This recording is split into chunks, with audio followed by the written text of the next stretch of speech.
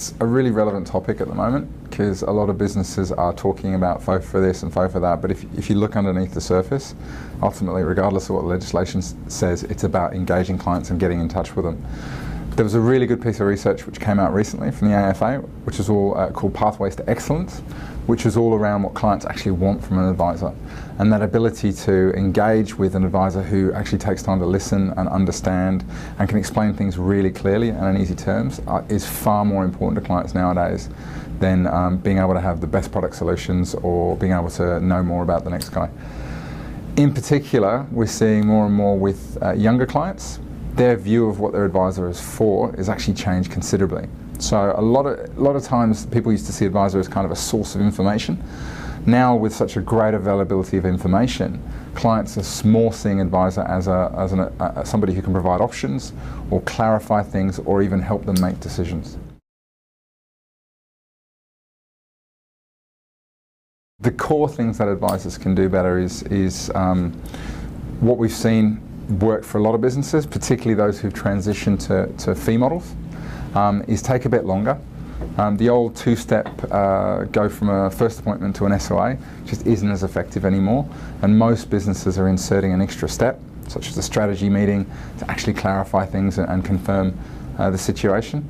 We're also seeing firms are leveraging technology a little bit better. So they're actually using that as a way to engage clients and to enable clients to get a feeling for the practice and the personality of the people involved before they've even stepped in the room.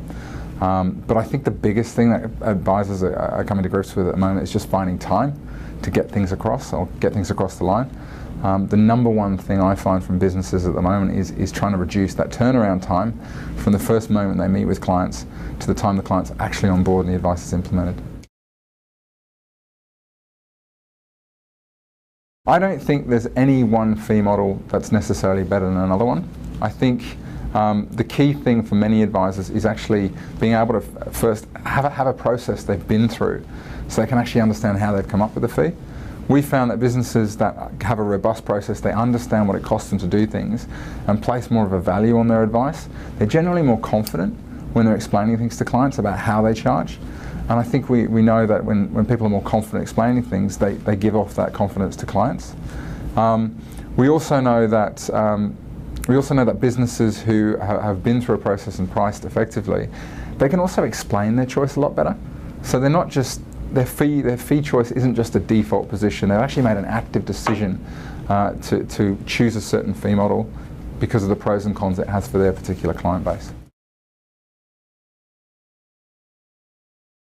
There's 5 key concerns people have when they're talking about client engagement and when they're talking about client engagement in the context of FOFA. The first one is, how do I get my clients to engage?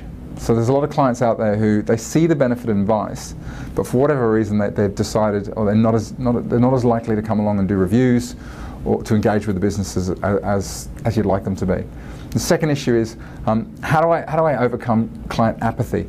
So a lot of clients out there who just don't think they need advice or can't be bothered engaging, and they don't really see the value of advice. I often hear from businesses, how can I be sure that clients will pay my fee?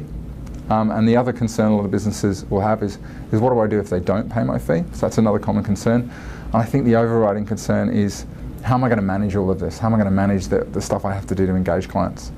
But if I look at the 2 major issues that exist in the industry with regard to client engagement, the first one is, how do I get those who actually see benefit of advice to engage? For whatever reason they won't come in, it's very difficult to have value-based conversations and show them the value of having an advisor if they just don't see value in coming in for client reviews.